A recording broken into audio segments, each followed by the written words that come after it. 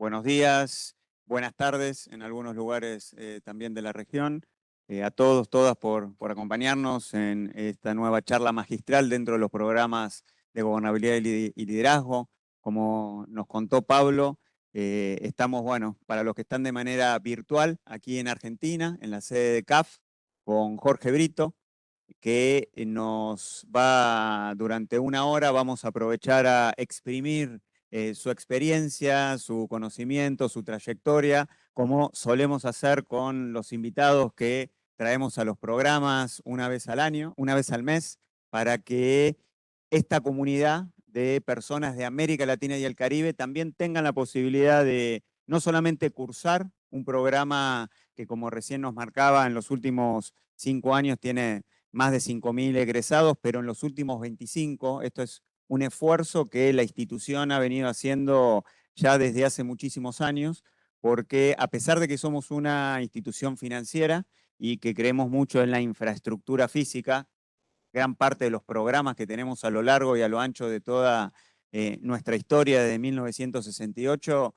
son programas de infraestructura, gasoductos, energías renovables, agua, saneamiento, ruta, escuelas, bueno, etcétera, todo lo que ustedes ya conocen perfectamente. También creemos mucho en la infraestructura institucional. Parte de esa infraestructura institucional es la capacitación de los líderes, las lideresas de la región que tienen vocación por lo público, que participan ya sea en gobiernos locales, gobiernos nacionales, consejos deliberantes, prefecturas. Venimos justamente ayer de Niterói, donde tuvimos un encuentro con gente del PNUD y con alcaldes de toda la región. Personas que están y que ponen su tiempo para ayudar a las comunidades, para mejorar la calidad de los espacios en los cuales trabajan. Y para nosotros es un orgullo que podamos contar también con líderes como Jorge, que nos va a dar un poco de su experiencia. Y en el caso de Jorge en particular, es bien interesante porque su liderazgo se ha desarrollado en distintas áreas, ¿no? En el área empresarial, como todos ustedes saben, y para especialmente los que están en América Latina y el Caribe, que nos están escuchando, presidente del Banco Macro, uno de los bancos más importantes de nuestro país, con mucha experiencia, entonces, cuestiones de finanzas, management, conducción de equipos multidisciplinarios. También mucha experiencia en un tema que para nosotros como Banco de Desarrollo es fundamental y que tiene que ver con las energías renovables. Presidente también de Geneia, una de las empresas más importantes de Argentina de energías renovables, con lo cual el peso para nosotros en lo que tiene que ver con la sostenibilidad, con la mirada de largo plazo, cuidando el ambiente, es fundamental. Y también una experiencia muy importante liderando uno de los clubes más importantes de Argentina y de la región y del mundo, el Club River Plate, del cual ha sido presidente. Con lo cual tenemos hoy ante nosotros una persona que ha aprendido, seguramente, ¿no?, de sus propios errores y ha ejercido un liderazgo en ámbitos completamente distintos. Quizás muchos de los que están aquí presentes les ha tocado liderar o llevar adelante proyectos, programas en el sector público solamente o en una empresa privada. Tener una persona que puede conjugar distintos tipos de liderazgos, creo que para los que estamos aquí presentes y todos los que nos están escuchando en América Latina y el Caribe, va a ser una muy buena experiencia. Y como yo siempre digo que la experiencia propia llega tarde, cuesta cara y muchas veces es maestra de tontos, nos vamos a aprovechar ahora de tu experiencia tratando de ir no solamente a los éxitos, ¿no?, sino también en los errores, los problemas que has afrontado en tu vida de dirigente, de líder, etcétera. Entonces, quizás un poquito la primera pregunta más general, ¿no?, sobre tema de liderazgo. Digo, todos los que están aquí tienen esa vocación, por lo público, o por lo empresarial, o por lo social, de liderar procesos, de liderar sectores. ¿Cuáles crees que son para vos esos condimentos, esas necesidades, esos puntos principales que tienen que tener los líderes con esta experiencia que juntás de distintos sectores? Bueno, buenos días a todos. Agradecerles a vos, Cristian, por la invitación. Cuando me contaste de la idea, me gustó muchísimo. A todos ustedes por tomarse el trabajo de venir, a los que están conectados haberse conectado y haberse tomado este tiempo para compartir mi experiencia, y como recién decía Cristian, no solamente se aprende de lo bueno, sino también de lo malo. Yo diría, se aprende mucho más de lo malo que de lo bueno. Y en eso el fútbol te enseña todos los días. Eh, bueno, mi nombre es Jorge Brito, tengo 46 años, 47 años, perdón. Estaba mintiendo. Eh, bueno, fui presidente de River 4 años, fui vicepresidente de River 8 años. Tocó todo un proceso arduo y muy divertido y exitoso de transformación de un club que tenía, por aquel entonces, venía de un descenso, estaba en una crisis institucional, estaba quebrado económica y financieramente, y bueno, lo pudimos refundar básicamente apalancándonos en la comunidad de socios que teníamos, los hinchas, que es el capital más importante que tiene un club. Y bueno, ese proceso fue muy exitoso de lo deportivo. Pudimos convertir un club que tenía menos de 60.000 socios a hoy que tiene 330.000. Durante el periodo que me compete a mí de 4 años de presidencia, pudimos tener 4 títulos locales. No fue lo mejor del River de los últimos 12 años porque no ganamos ninguna Copa Libertadores, que es lo más importante que tiene un club como River, pero pudimos afortunadamente poder hacer la obra que era la obra de mi sueño, que era la reforma del Monumental, ampliando su capacidad y mejorando muchísimo sus instalaciones. Una obra de más de 200 millones de dólares que no tuvo absolutamente nada de deuda, ni privada, ni ningún tipo, ni financiera. Y todo esto se pudo materializar básicamente con resultados de 4 años. Cosa que cuando arrancamos haciendo campaña con Rodolfo Donofrio hace año 2012 y hablamos de que el club tenía que tener utilidad, tenía que ganar plata, no, pero somos una sociedad civil, no está hecha para eso. Y dice, no, la sociedad civil no está para distribuir dividendos. En ningún lado dice que no está para ganar plata. De hecho, la única forma que tenemos de crecer es endeudándonos, ganando plata o recibiendo aporte de los socios. Bueno, en este caso lo que hicimos fue, aparte de ampliar la base de socios, tener resultados operativos muy importantes que nos ayudaron a poder tener el club que hoy todos los que tienen la suerte de conocerlo lo pueden ver todos los domingos. Pero bueno, mi vida también fue yendo en paralelo con lo privado. Yo no tuve la posibilidad de poder hacer un impasse en mi vida y dejarlo privado para saltar a River. Mi padre se muere en noviembre del año 2020. Esto era justo un año antes de que venciera el mandato de presidencia de Rodolfo Donofrio, que yo era su vicepresidente, que estaba todo encaminado a que yo fuera su sucesor. Y bueno, obviamente me llevó un tiempo, 2 o 3 meses, pensar, ¿tengo que hacerlo o no tengo que hacerlo? Se me iban a la mente palabras de mi padre que decía siempre, el colectivo pasa una vez, vos decidís si te subís o no te subís.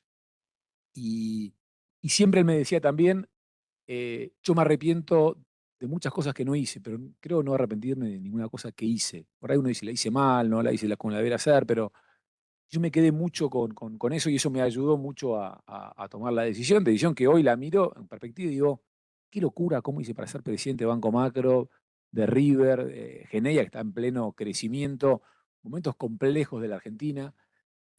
Bueno, yo creo que eso se puede hacer y ahí salto a la consulta tuya del liderazgo, el ser un buen líder. Para mí, la primera forma de poder ser un buen líder es a quién liderás.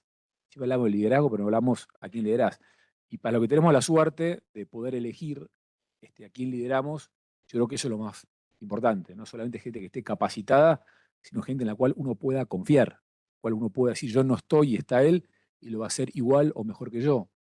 Gente en la cual uno le pueda eh, consultar, challengear, discutirle y que el otro no lo va a tomar como es algo personal. Y es lo mismo hacia uno. Lo más difícil como líder para uno es tener gente que no te diga todo que sí y que te pueda desafiar ese liderazgo. Yo creo que es algo muy positivo. Bueno, un día un socio mío del banco dijo, no, me preocupa mucho que en una entrevista que le hicieron a cada uno de los gerentes del banco, había uno que dijo, no, mi desafío es ser el gerente general. Y lo vio como algo que podía atentar contra. Y yo digo, no, a mí me gustaría, me preocupa que el resto no hayan dicho lo mismo. Digo. Entonces digo, lo más lindo que nos puede pasar es tener gente abajo que desee tener nuestro puesto. Obviamente, tienen que entender que para eso hay tiempo, hay momentos, pero el poder tener gente en la cual uno pueda confiar y uno puede entender que cuando te discuten algo no es algo personal, sino que es algo constructivo. Yo creo que eso es lo más importante. Y también poder compartir con todos y tener claro hacia dónde uno va. Creo que eso es muy importante porque es lo que te va a ayudar a convencerte de que se puede. En el Banco Macro siempre mi padre traía un líder todos los años, y un año vino quien era amigo suyo, quien es también amigo de la familia hoy, que es Nando Parrado. Y bueno, nos contó la historia de los Andes, que es, todos leímos el libro, vimos la película. La verdad que la historia real es todo real, pero es mucho más dura de lo que lo muestra la película. Y bueno, aquel cruce de los Andes tuvo también aspectos durísimos de desafíos, de que el compañero uno se quedaba en el piso, el otro lo dejaba tirado, y algo de competencia que lo llevó que ambos dos, tanto Parrado como Canesa, dicen, solo no hubiéramos llegado, y no porque el otro me ayudó, sino porque en un momento los dos pensamos, acá nos vamos a morir, pero yo no quiero morir primero, quiero ser más que el otro, y eso los ayudó a llegar. Digo, esa competencia sana también es positivo para lograr que demos más de lo que inclusive nosotros creemos que podemos dar. Y también, digamos, otro mensaje que a mí me llegó mucho, esto fue hace más de 10 años, fue inclusive tomando el camino equivocado. Ellos eran uruguayos, no conocían una montaña, nunca habían visto la nieve, caminaron para el lado equivocado, pero estaban tan convencidos que era por ahí que llegaron, digamos, el piloto les había dado mala indicación y terminaron llegando a Chile, cruzaron la cordillera entera cuando estaban mucho más cerca de Malargüe, yendo aguas abajo del río, que es lo que corresponde. Pero eso también es un mensaje de que aunque estemos equivocados del camino, muchas veces el estar convencido nos va a llevar a destino. Y lo que no, y nos pasa todo el tiempo, es que caminamos y decimos, che, era este camino, no era otro, es esta la empresa, es este mi lugar. Muchas veces debemos pensar menos y estar más convencidos. Hay un momento para pensar y después para estar convencidos hacia dónde vamos. Y yo creo que eso es muy bueno para compartir el equipo, tener muy claro hacia dónde uno va, tener bien en claro con quién uno va, y eso seguramente es lo que nos va a llegar a destino.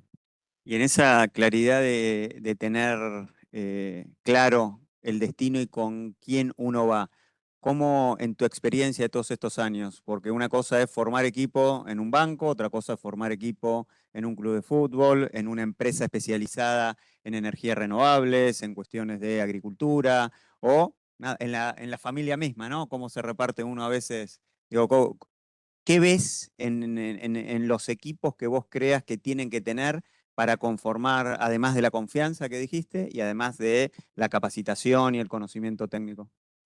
Bueno, ese equipo que son personas, es un grupo humano, muchas veces lo podemos elegir y muchas veces no. A nuestro jefe casi nunca lo podemos elegir. Podemos elegir qué trabajo queremos tener. Y cuando no podemos elegir, nos queda otra que llevarnos bien. Lo mismo hacia abajo. Me acuerdo en River cuando llegamos, llama un señor que tenía unas áreas de seguridad del club. Dije, bueno, a partir de ahora vamos a hacer esto para mejorar el tema del ingreso. A los 15 días, la cosa seguía igual. A los 30 días, la cosa seguía igual.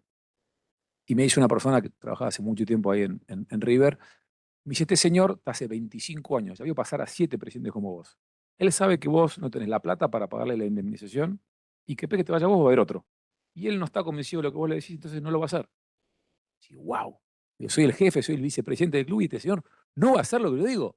Yo vine al banco en la cual decía A y nadie discutía por qué era A, y yo decía, digo, ¿cómo sigo con esta película? Porque aparte de todo lo que decía era verdad, no podíamos despedirlo, no. Dije, bueno, lo voy a convencer. Entonces lo llamo, le digo, che, hablamos de esto. Sí, me dice el tipo. Pero para mí, bueno, y ahí empezamos a trabajar. Bueno, vamos a probar con este domingo, vamos a hacer esto. Esto tiene que ver un poco con el ingreso a los estadios de fútbol hace 15 años atrás. Era caótico, venía la policía, le pegaban la entrada, se armaban unos bretes con muchas colas. Bueno, era todo un sistema caótico que ingresara a un estadio de una odisea y yo pretendía que se pudiera entrar a un estadio parecido a como se entra a un teatro, que es como se entra hoy a la cancha de River. Ni siquiera hablaba del Face ID, que es lo que tenemos ahora, pero que la gente pudiera entrar caminando, que no se amontonaran. Y todo esto yo aspiraba a que se pudiera convencer a la policía y a todos los participantes del ingreso. Pero bueno, lo cómico del cuento es muchas veces no podemos elegir con quién, entonces tengo que convencer a nuestro equipo que este es el camino correcto. O tenemos que lograr también que ellos nos convenzan a nosotros. Pero si no estamos todos decididos hacia dónde vamos, Eso no va a ocurrir. Si uno dice vamos por un lado y otro cree que hay que ir para otro, aunque no te lo digan, seguramente no vamos a ir a destino, por lo menos de la manera que corresponde. Con esta anécdota y con lo que decías al principio, introdujiste un tema que creo que es muy importante para todos los que están acá y lo que hacen que tiene que ver con esta variable de corto plazo y largo plazo, ¿no? Bueno, esta persona sabía, bueno, este señor en el corto plazo se va a ir y yo tengo 27 años, mi largo plazo. O cuando decías al principio esto de en el día a día del fútbol se sufre de una semana a la otra es alegría, la otra sufrimiento, 2 semanas de alegría, etcétera.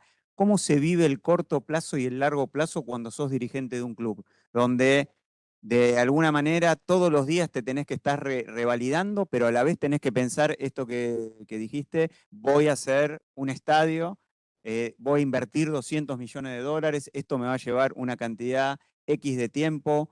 ¿Cómo haces ese equilibrio de corto y largo plazo en el caso de un club? Bueno, eso es muy importante, Cristian, porque en definitiva es lo que uno debe trazar un proyecto a largo plazo que tiene que ver con la institución, con la infraestructura, con los ingresos y principalmente con el socio, que es lo que nosotros nos habíamos planteado, cómo poder hacer para que en un estadio que hay 60.000 personas puedan ir 350.000. En ese momento no había más socios que lo que entraban al estadio, pero nosotros presumíamos no podemos tener más socios que lo que entran. Y después dijimos, ¿y qué tal si abrimos la cantidad de socios y armamos un sistema por el cual todos los socios puedan ir, aunque sea 2 veces por año, 3 veces por año, porque muchos son del interior, o muchos viven en Buenos Aires, pero tampoco anhelan a ir todos los domingos a la cancha? E inventamos este sistema por el cual hoy se ingresa con lo que se llama el sistema de Face ID, y por el cual aproximadamente el 50% del estadio no está alocado directamente a un socio, sino que se usa rotativamente para todos los socios. Socios que tienen el derecho y la obligación de cuando desean ir a la cancha tienen que ir. Y si no van a ir a la cancha, tienen que tocar un botón y liberarle la entrada para que pueda ir otro socio. Es un sistema social que hace que muchas más personas de las que entran al estadio puedan ir, y eso hizo que la comunidad fuera mucho más grande. Ahora, bueno, lamentablemente todas estas cosas que uno proyecta, inclusive la obra del estadio, que es una obra que hoy todos los socios, el 100% la valora y la disfruta, en el momento que se hizo era todo trastorno. Es como que nosotros queramos dinamitar nuestras casas, agrandarlas, modificarlas, mejorarlas, pero viviendo ahí. River nunca dejó de jugar en cancha de River. Bueno, iba mi mujer, que la llevaba a mi hija a gimnasia artística de River, que las mudábamos cada un mes, las llevábamos a un lugar distinto porque porque estábamos constantemente en obra. Bueno, caminar por el club era encontrarse la queja de todas las madres de socios, los socios quejándose, y si uno tiene una determinación muy clara de vamos a ir para ahí, y a la larga todos lo van a agradecer, te confunde. Queremos salir del estrés y de la zona de confort. Eso es algo que pasa todo el tiempo. Si no tenemos una gran determinación de hacia dónde vamos, y estamos en el cortoplacismo de quiero estar en la zona de confort y no quiero estresarme, llegar a una situación compleja, y seguramente no vayamos a transformar la realidad. Te quedas en la corte y decís, che, agarro ese superávit que tengo, traigo 3 jugadores que valen 18 millones cada uno, la gente está contenta, el club lo dejo como está, pinto las butacas y se acabó. Porque en definitiva la gente tampoco me estaba pidiendo esto. Y yo creo que eso es lo que importante cuando un líder va más allá de lo que la gente te está pidiendo. Le diste algo que no te piden. Yo veo los políticos que juntan asesores y le dicen, che, tenés que hablar de estos 5 temas, que es los temas que la gente pide. Y digo, y no le vamos a dar nada de lo que ellos no piden. Si todos los líderes mundiales hubieran pensado así, nunca hubiéramos inventado el teléfono, el WhatsApp, el Instagram, no sé, tantas cosas, bueno, el Google Map. Yo cuando era chico no imaginaba que el teléfono iba a tener Google Map. Me decía, no, dentro de 20 años el teléfono va a ser así chiquitito, porque en los 90, Cristian, era el teléfono más chico, era más... Bueno, entonces nos imaginamos que en 20 años iban a ser así chiquitos. No, ¿para qué querés un teléfono chiquito? Y nadie te demandaba, che, quiero un teléfono que tenga algo que no conozco. Ahora, el momento que se inventa eso, no podemos no tenerlo. Y esto es lo mismo, si hoy a River le sacáramos el Face ID, le exigiéramos a la gente que venga de vuelta con un carnet, que la entrada tenés que pasar a buscarla y hacer una cola de 7 horas, un miércoles a las 3 de la tarde, te matan. Y en ese momento era así. Yo creo que es muy importante entender que tenemos el día a día, que es nuestra obligación, River la obligación es ganar todos los domingos, eso no te lo saca, y en las empresas pasa lo mismo, en nuestras casas pasa lo mismo, pero tenemos que ir más allá de eso. Si queremos destacarnos, tenemos que hacer algo más de lo que la gente espera. Y ahí en River hicieron, y me meto un poquito en temas más de educación, temas sociales. Digo, como club, lo que decías recién, tenemos que ganar todos los fines de semana. Pero también River tiene universidad, River tiene secundaria, tiene programas sociales de inclusión, de diversidad, fútbol femenino, etcétera. Cuando se metieron en esos temas que quizás los socios no te lo pedían, por qué lo hicieron? Bueno, sí, me acuerdo cuando trabajábamos con, bueno, Estefano era secretario mío, Mechi Miguel y Manu Vidal eran quienes tenían a cargo las distintas áreas de educación de River, y dijimos, che, la educación no puede ser ajena a todo esto. Por aparte, hablábamos mucho de educación. eh, nada, el colegio de River en ese momento era conocido, o es conocido, siempre jorobábamos un poco con esto por ser el único colegio del mundo que tenía 5 campeones del mundo. En ese momento, eh, creo que eran Montiel, Pesela, Enzo Fernández, eh, Julián Álvarez, ¿quién era todo el quinto? Ezequiel Palacios y a uno más. Eran 6. Guido Rodríguez, muy bien. Entonces dijimos, somos el único colegio del mundo que tenemos 6 campeones del mundo actuales, no que fueron campeones del mundo. Y las instalaciones de River las del colegio eran vergonzosas. Inclusive el colegio, para los que no lo conocen, estaba alocado dentro del estadio, o sea, abajo de las tribunas. Había 20 días al año, que cuando River jugaba partido de Copa o jugaba en la semana, al día siguiente no podía dar clase porque a la mañana estaban limpiando el club, que imagínense lo que era.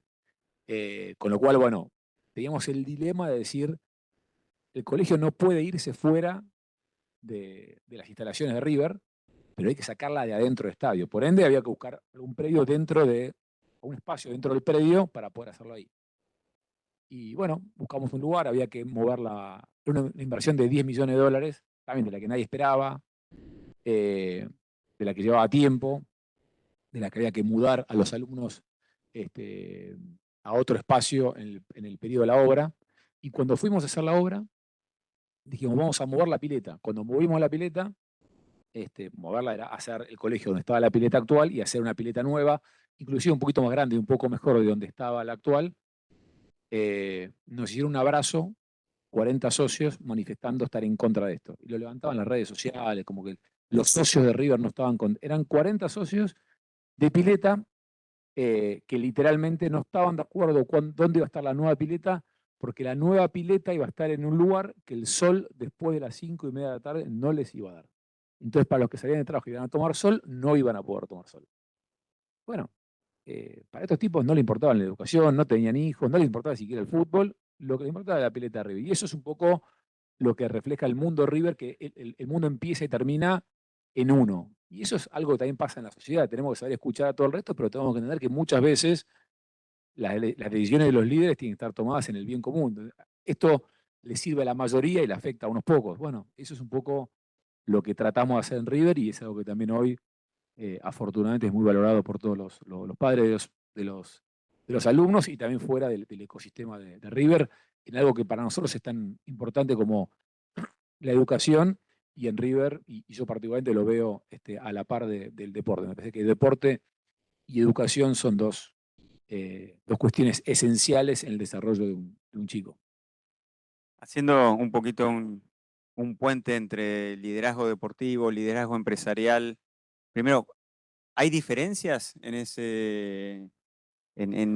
esa manera de liderar? Digo, vos decías antes, no, en la empresa yo decía, esto se hace y esto se hace. Y en el club tuviste que encontrar una nueva manera de convencer, etcétera. ¿Cómo es esa transición, ¿no? Que aparte a vos te tocaba en el día a día? Dijiste que en algún momento que quizás cuando pasó lo de tu papá, que pensaste, ¿sigo con River, no sigo con River? Bueno, dijiste, voy a hacer las dos cosas, ¿no? Ese ida y vuelta de pasar, abrir una puerta a la otra.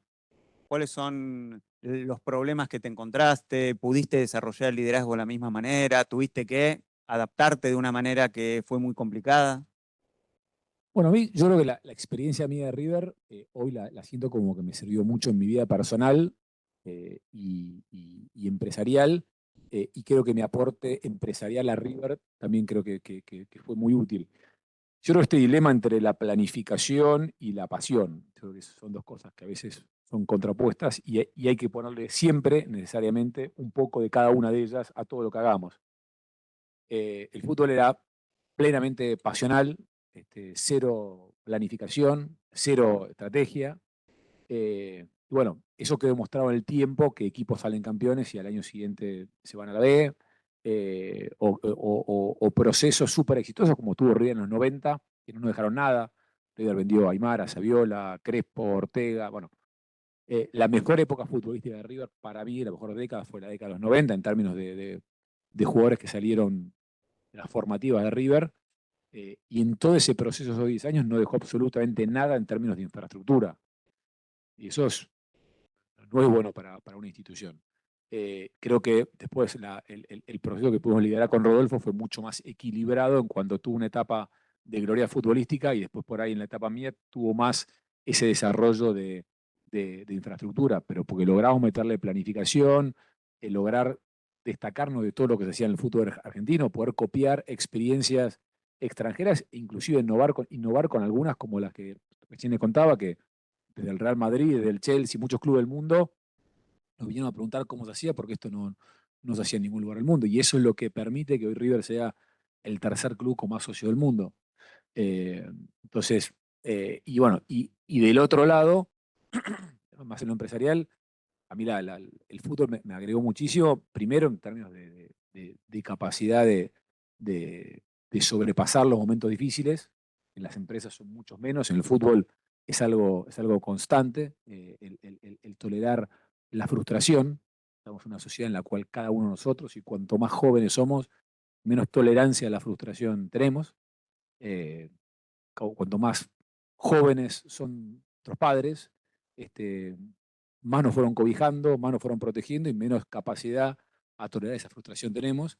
Y bueno, ves uno muchas veces en las empresas gente que se presiona por cosas que no son por ahí muy relevantes y bueno, te ayuda un poco también a poder contagiar eso y también con gente que en un mundo en el cual el trabajo lo vemos como algo ocasional, bueno, hoy trabajo acá bueno, el tema de que viene mucho del fútbol, el sentido de la pertenencia. ¿Viste? En River buscamos siempre técnicos que vengan de River, jugadores formados en River. No es que no puedan venir a otro lado, pero nos parece importante que el jugador de River tenga un común denominador, un biotipo, una forma de pensar, una forma de ser, una forma de jugar al fútbol.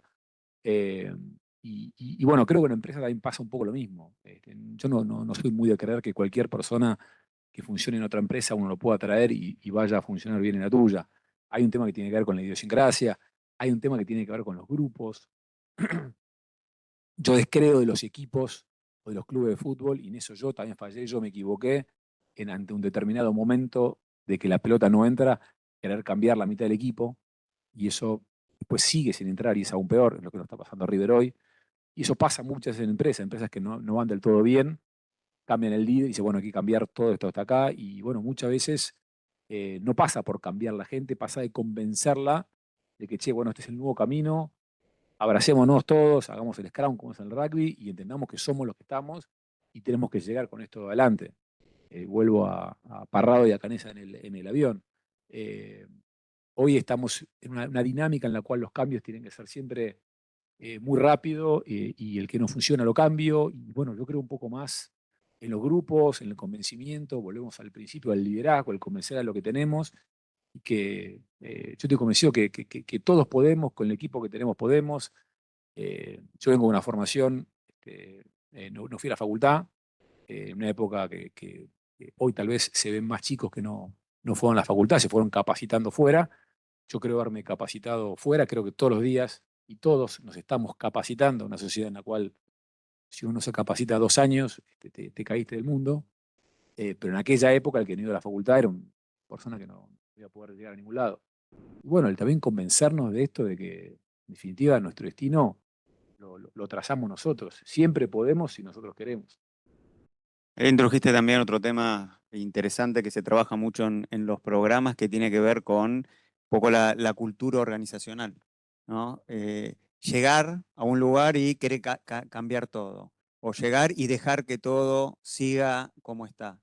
¿Cómo vas vos encontrando, cómo vas midiendo, ¿no? Esos equilibrios que hay que hacer? Lo decías también con el tema de River, ¿no? Eh, o solamente el tema del fútbol, o solamente introducir el tema de infraestructura, o solamente el tema de educación. ¿Cómo generás estos equilibrios en la cultura de una organización cuando la tenés que liderar? Bueno, es importante eso. O sea, hoy la palabra infraestructura es una palabra que se empieza a poner de moda en Argentina porque nos empezamos a dar cuenta todos de que la naranja que estamos exprimiendo, esto no es una crítica solo de este gobierno, creo que la infraestructura en la Argentina, por lo menos desde fin de los 90, la empezamos a correr de atrás y siempre hubo menos infraestructura de la que el país demandaba. Y es algo que, en definitiva, es una naranja en la cual estamos exprimiendo y ya en un momento no da para más. En Argentina siempre hablamos de los recursos que tenemos, principalmente los recursos humanos, la calidad humana que tiene la Argentina es algo admirable por el mundo. Solo los argentinos muchas veces no nos damos cuenta de lo que somos, pero cuando vamos a todas las mejores clínicas de Estados Unidos nos encontramos con argentinos. Cuando vamos a bancos de inversión en Estados Unidos también nos encontramos con que los mejores son argentinos. Eh, y lo mismo en materia de recursos, oil and gas, minería, eh, agricultura, ganadería, bueno, en fin, pesca. Es un país que tenemos todo. Ahora, si de verdad no nos ponemos a planificar un país en la cual dejemos de pensar siempre, cuando hablamos de competitividad en el tipo de cambio, cualquier argentino va a hablar de competitividad, lo primero hablamos de tipo de cambio. Y esa es la competitividad inmediata. Ahora, hay muchas otras cuestiones como la impositiva, la laboral y la infraestructura, que nunca la ponemos en la palabra competitividad, que tiene mucho que ver. O sea, si un productor de soja de Salta tiene que pagar $60 de flete para llegar a Rosario, bueno, eso es un problema seguramente más importante para el productor que el tipo de cambio. Eh, si hablamos del turismo, hace mucho tiempo, como cuántos dólares se fueron a Argentina, y como única variable de ajuste para que no se vayan dólares de turismo está el tipo de cambio o el poner un arancel, como hizo el anterior gobierno, de 30% para no poder dejar el país, y nunca estamos pensando que la forma de combatir eso es hacer un tren de alta velocidad para allá a Mar del Plata o para llegar a Bariloche, como hay. Entonces, digo, eso habla de la carencia de, de visión que hemos tenido en el país en los últimos años. Yo creo, a mi entender, por una visión muy cortoplacista de todos los líderes que hemos tenido, o sea, de todos los partidos políticos, bueno, se han gobernado todos en los últimos 25 años. Ahí también estás poniendo sobre la mesa otro tema clave que nosotros trabajamos mucho acá en el banco, que tiene que ver con la productividad, ¿no? Nuestra región hace 60 años que está estancada en los mismos niveles de productividad. Hace 60 años Estados Unidos, digo, la región tenía el 25% del ingreso de Estados Unidos, hoy estamos igual. Si vamos al caso de Corea del Sur, en el mismo momento nuestra región tenía 3 veces más de productividad que Corea del Sur, hoy Corea del Sur tiene 4 veces más de productividad que nuestra región, ¿no? Y ahí la inversión en innovación, tratar de sacar a la gente de la informalidad, en la integración regional, para nosotros es clave las cuestiones de integración, porque van un poco a lo que vos decías, esta visión de largo plazo, de poder conectarnos mejor. Cuando te toca liderar procesos en sectores financieros, ¿no? Donde ya ves quizás el mundo, la región, etcétera. ¿Cuáles son esos condimentos? ¿Cuáles son la mirada que tenés que poner a la hora de llevar adelante la gestión de un banco? Que puede tener adquisiciones, que puede comprar otros bancos, que puede tener momentos de crisis e inestabilidad en un país como Argentina, pero que si vos mirás la gestión, seguramente la región, seguramente también esta inestabilidad te puede afectar lo que pasa en Brasil, lo que pasa en Uruguay, lo que pasa en Chile, las guerras comerciales, hablabas al principio de lo que pasa en el mundo, etcétera. ¿Cómo fue tu experiencia en toda esa parte de trabajo que la seguís teniendo, Bueno, obviamente? sí, los bancos tenemos la particularidad y por eso van a ver siempre que un inversor apuesta a un país o apuesta a salir de un país, lo primero que compra o vende son acciones de un banco. Los bancos, primero que indirectamente somos sectoriales, porque si a la industria le va mal y hay morosidad, le pega a los bancos y al transporte, cualquier cosa que pueda pasar en un país le va a afectar a un banco. Y muchas veces nosotros cuando planteamos de la Cámara de Bancos cuestiones que hacen al financiamiento desde la sociedad, lo ven como los bancos están pidiendo esto para ganar plata a ellos. En definitiva, lo que nosotros planteamos, obviamente que esto parcialmente es así, pero nosotros planteamos un país con más penetración de préstamos, porque está estudiado el mundo y los países más desarrollados son los que tienen más préstamos. Argentina es un país que ha oscilado entre el 5 y el 20% de la relación préstamo-PBI, tocando máximos en el momento de Menem y el segundo año de gobierno de Macri, tocando mínimos en el momento del traspaso de Milei a, a- perdón, de Alberto Fernández a Milei, y fue algo muy parecido a lo que pasó en el corralito del año 2001 con niveles de 5 puntos de préstamo producto. Entonces digo, todo lo que nosotros planteamos de la Cámara de Bancos con los distintos gobiernos, con la idea de aumentar el desarrollo de préstamos en la Argentina, préstamos en dólares que acaba de salir recientemente, es algo que para nosotros es importante, la capacidad que pueda tener los fondos de pensión, en este caso el FGS, en poder ayudarnos a securitizar o darnos financiamiento para préstamos hipotecarios. Todo eso va a ayudar a poder aumentar la capacidad de préstamos de bancos, que como ustedes saben está restringido a nuestra moneda local. El peso, a los extranjeros que no conocen tanto la Argentina, para el argentino es una moneda transaccional y no es una moneda de ahorro. Entonces, difícilmente nosotros podamos transformar en largo plazo, que es como se financia la infraestructura, si no tenemos recursos de largo plazo. Entonces, bueno, creo que es un poco lo que estamos trabajando con los distintos gobiernos, en este caso con el gobierno de Milei, porque creemos que es muy importante poder canalizar el ahorro de los argentinos que están en el exterior a la Argentina y eso mismo que pueda ayudar para financiar la infraestructura. Hoy, para que tengamos una idea, la tasa de interés de un plazo fijo en la Argentina es 1%. Debe ser la más baja del mundo. ¿Por qué? Un país que no tiene infraestructura. ¿Por qué? Porque los bancos no tenemos aplicación de eso. ¿Por qué? Porque tuvimos hasta la semana pasada restricciones a poder financiar a cualquier sector que no fuera el exportador. Por ende, todo lo que excede a lo que un banco puede financiar el sector exportador, que es una demanda muy limitada, queda sobreencajado en el Banco Central al 100%. Conclusión, los ahorros argentinos están en el exterior y la Argentina está totalmente desinvertida. Eso es lo que creo que tenemos que lograr de una manera, lograr que los fondos del exterior, los argentinos vengan con seguridad jurídica, pero también con aplicación, pues si hay seguridad jurídica, pero la tasa es 1, nadie va a venir, y poder tener aplicación y una visión de país de qué es lo que debemos financiar en materia de infraestructura para que Argentina pueda ser competitiva en el mundo más allá del tipo de cambio que tengamos de un gobierno a otro. ¿Y cómo se genera esa confianza en los distintos ámbitos, ¿no? Pensando en lo empresarial, pensando en lo deportivo, pensando en lo financiero. ¿Esa generación de confianza es muy específica según el sector o para vos tiene una visión más de equilibrio general? No, son ámbitos distintos. Obviamente una cosa es convencer a los socios de un club que el camino es el correcto, que muchas veces te ayudan mucho los interlocutores.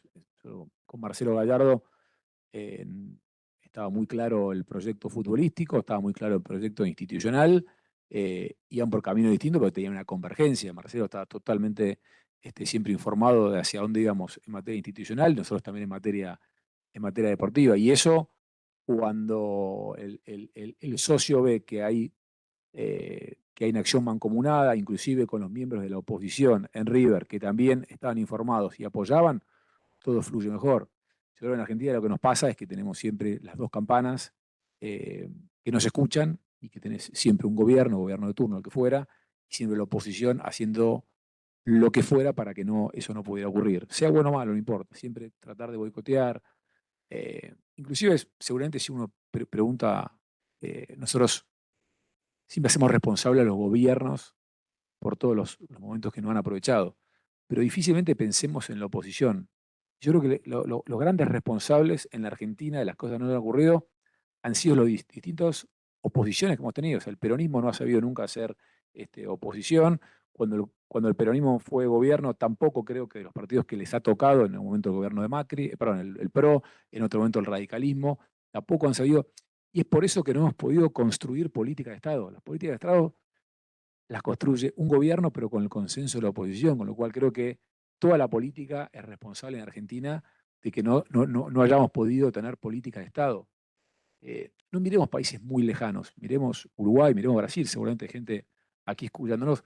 Han pasado cosas feas en Brasil, han ido presidentes presos, y eso no digo que esté bien, pero las políticas de Estado no han sido afectadas. Y eso es muy importante, el empresariado que sepa, vamos para acá, puede ser Bolsonaro, puede ser Lula, pero en Brasil vos sabés para dónde van.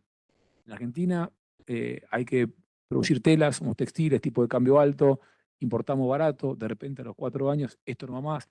Y eso ha pasado 30 años. Entonces no podemos seguir yendo para un lado o para otro porque las empresas no se hacen para 4 años. Las empresas exitosas duran 20, duran 30, duran 50. Entonces yo creo que eso es lo que debemos los empresarios exigirle a la política, empezar a tener políticas de Estado y que sean para siempre, que no se puedan afectar esas políticas de Estado. Algo mucho más centrado, algo mucho más, de alguna manera, permanente, que nos permita a los actores del sector privado saber cuál es el camino y cuáles son las reglas de juego. Otro de los temas que estudia mucho en los programas y que trabajamos desde CAF tiene que ver con capacidades estatales, ¿no? Esto que bien vos planteabas de la mirada de largo plazo y de fortalecer los distintos ámbitos de las administraciones, ya sean de entes regionales, como una institución como CAF, o gobiernos nacionales, provinciales, municipales, para que puedan afrontar y brindar los bienes y servicios públicos que los ciudadanos, las ciudadanas quieren, y que esto no afecte de alguna manera a la democracia, porque al final estamos viendo mucho en las encuestas a nivel regional que mucha gente empieza a sentir que la democracia no es un sistema en el cual pueden llegar a vivir, a convivir, a desarrollar sus actividades, etcétera. Y ahí la importancia de la capacidad estatal que pueda tener un gobierno provincial para negociar con, por ejemplo, lo que vos decías, una inversión de 20, 30, 40 años de una empresa minera que se quiere venir a instalar a un país y que quizás tiene más conocimiento, formación, mejores sueldos que los funcionarios que tienen que negociar con aquellas personas.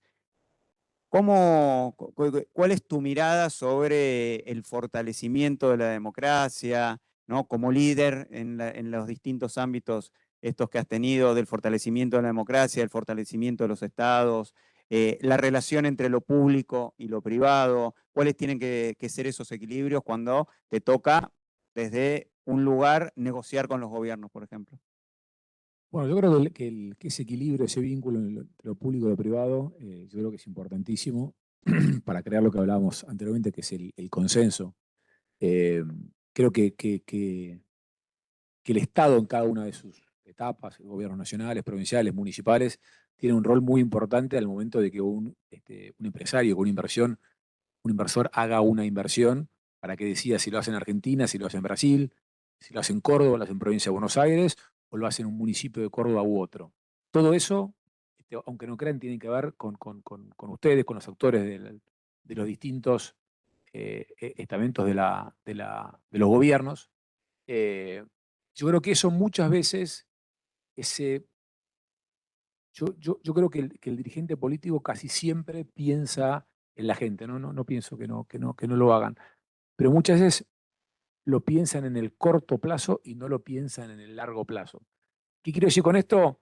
Bueno, indudablemente, si una fábrica se instala en un municipio, bueno, seguramente a algún lado van a ir los afluentes, si una minera se instala, lo mismo, tenemos que ver la forma de mitigar ese riesgo para que sea lo mínimo posible, pero tenemos que entender que dentro de 3 años eso le va a dar trabajo a muchas personas, trabajo que va a ayudar a que se puedan educar sus hijos, trabajo que va a ayudar a que esas familias puedan comprarse una casa.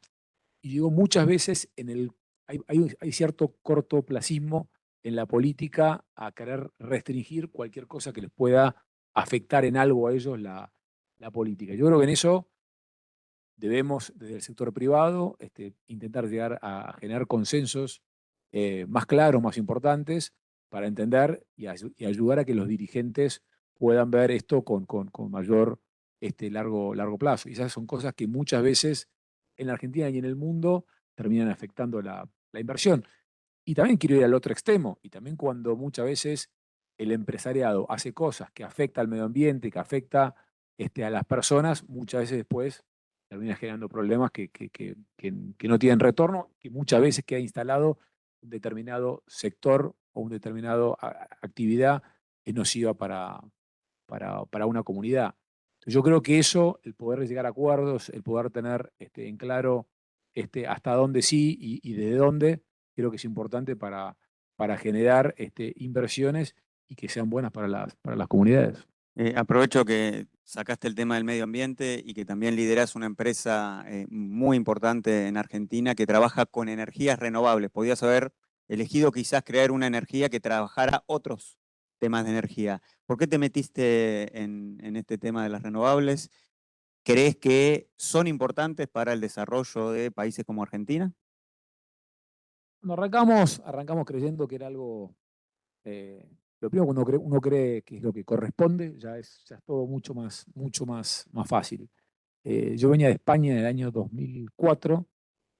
Nunca había visto un parque eólico, y estaba yendo a esquiar a Granada y veía molinos y molinos y molinos. Llegué a Buenos Aires y tuve una reunión con una persona llamada Alejandro Ivanisevich, que estaba en el negocio de gas, hacía con gas, tenía pequeñas plantas térmicas e inyectaba la red eléctrica, con lo cual sabía de electricidad, sabía del gas. Yo no tenía la menor idea, no sabía ni cuál es la diferencia entre energía y potencia.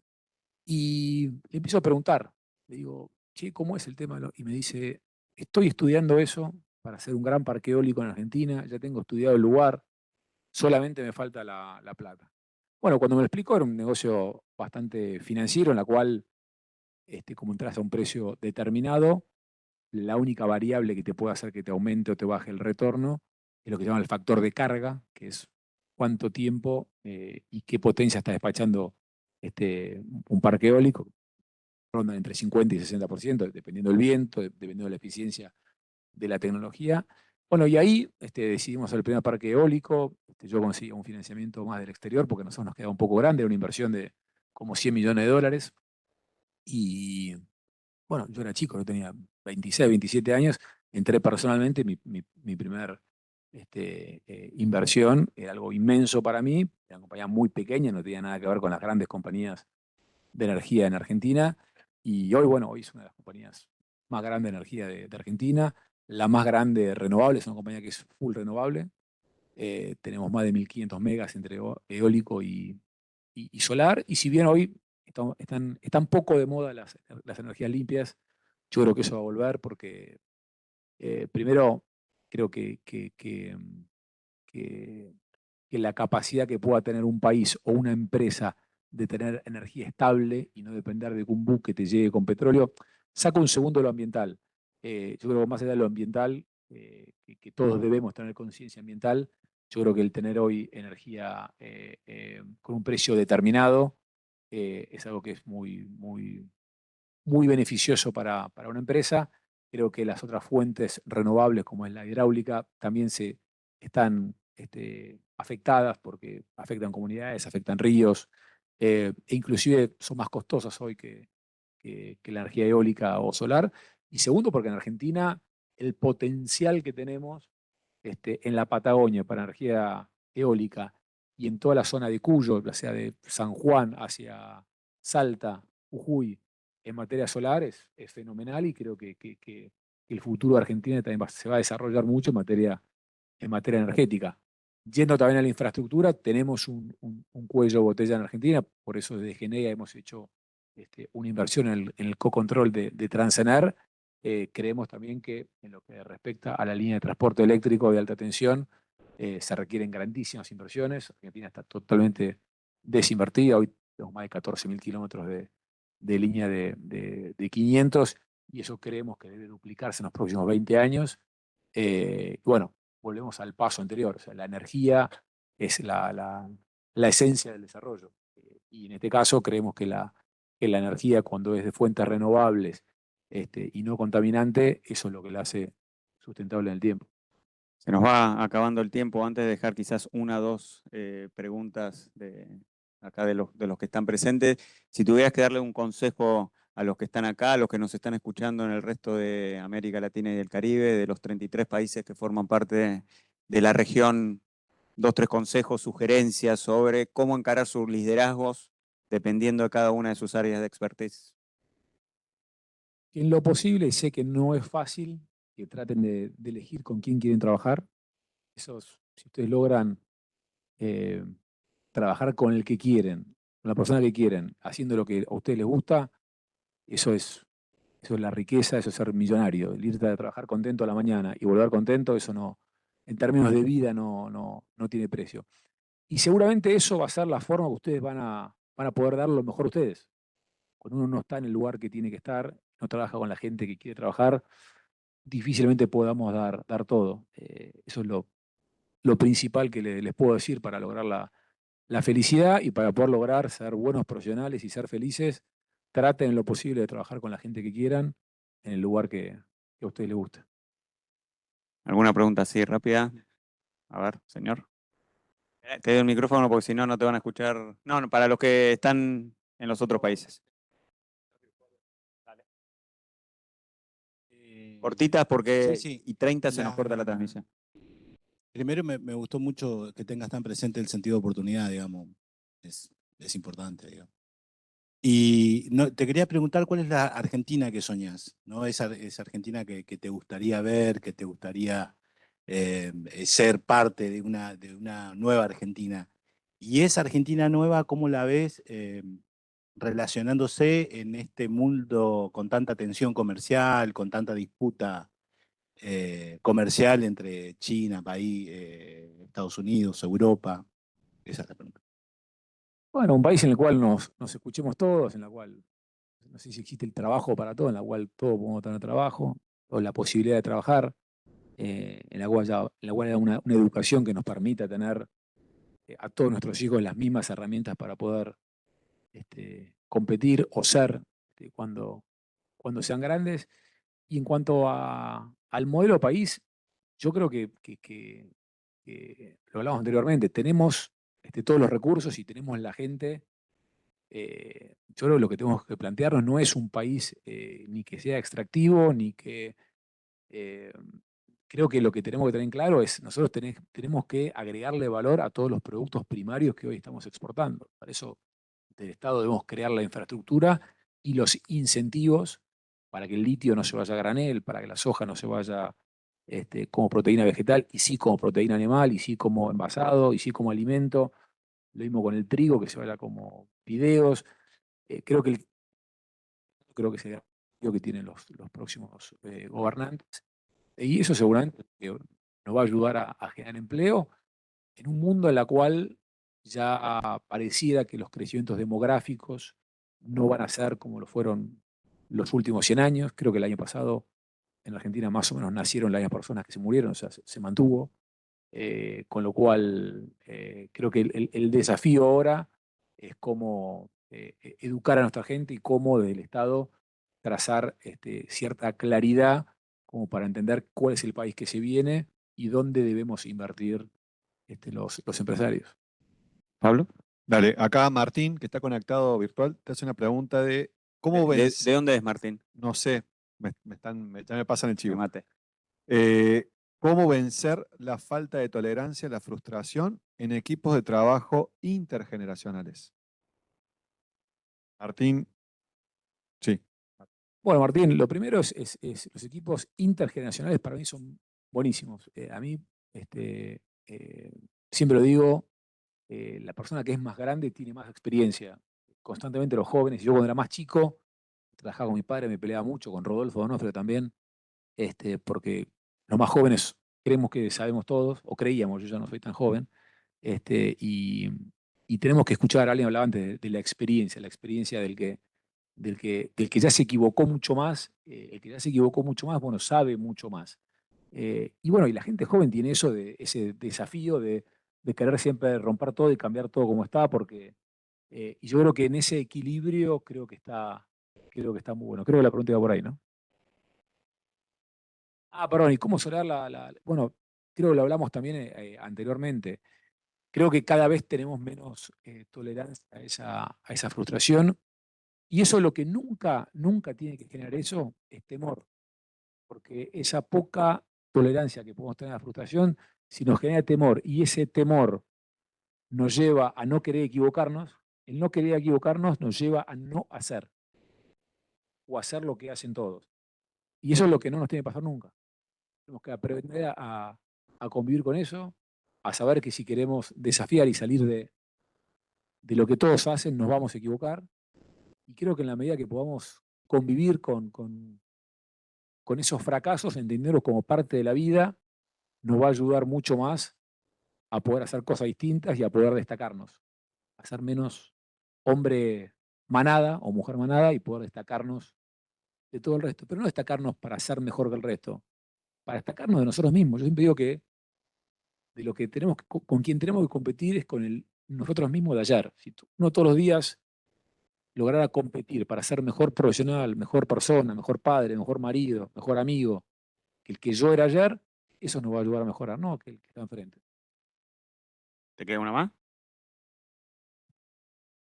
¿Pablo? Bueno, hacemos así, rapidito. Bueno, una rápida y dos rápidas acá, las tomamos todas juntas y las contestas.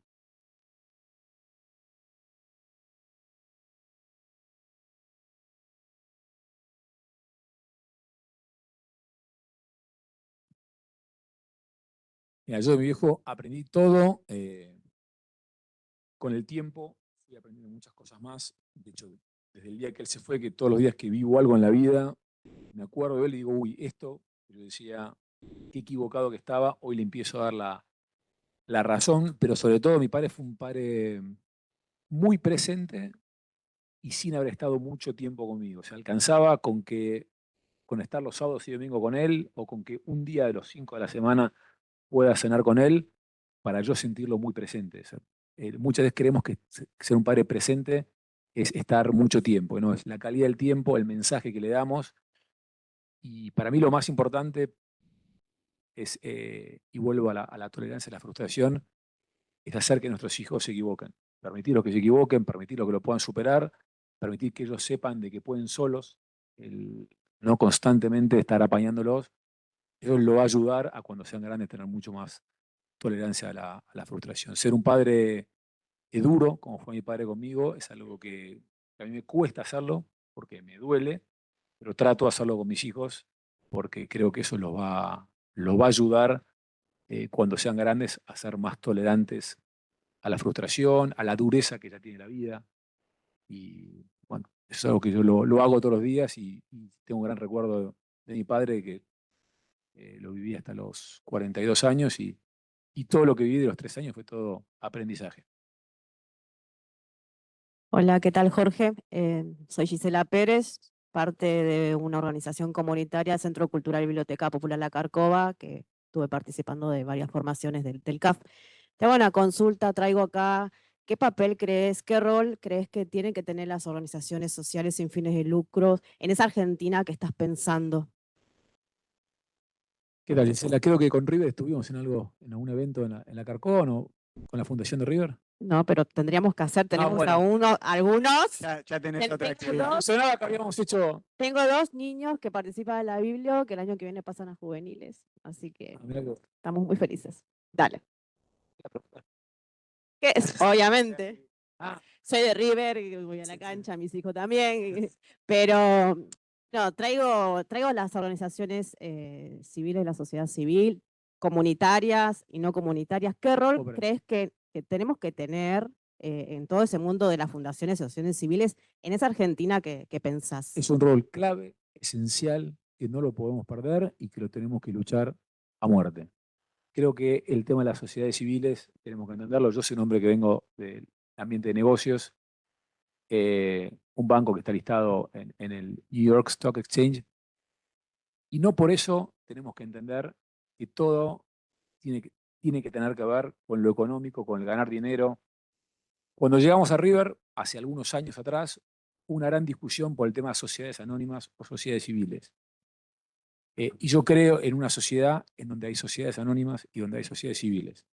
Creo una sociedad en la cual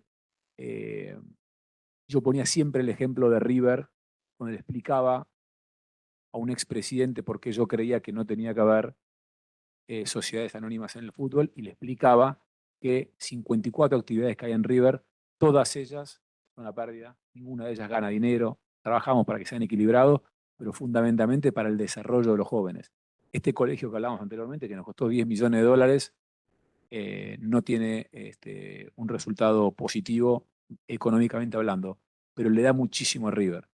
Entonces yo creo que las sociedades civiles hacen un trabajo inmenso, inmenso en la sociedad, y tal vez muchas veces no es reconocido. Los clubes de barrio no somos conscientes del rol que tienen en una sociedad en la cual hay muchísimos padres, hay muchísimos chicos que no tienen padres que no pueden llevar a sus hijos, chicos que no pueden hacer deporte, que no tienen acceso a una cancha de fútbol, que no tienen acceso a un gimnasio de boxeo, que no tienen acceso a un gimnasio de gimnasia artística. Cuando todos sabemos nosotros, los que somos padres, los que fuimos chicos todos, que el deporte es esencial en el desarrollo de un chico. Bueno, en ese sentido, creo que las sociedades civiles, sean bibliotecas, clubes de barrio, hacen un trabajo inmenso y pocas veces es reconocido por el Estado. Tenemos que seguir trabajando para que del lado del sector privado se reconozca eso, poder trabajar para tener mejores fuentes de financiamiento, para que ese desarrollo sea mucho más de lo que es actualmente. Muchas gracias, Jorge, por el tiempo. Gracias a todos ustedes.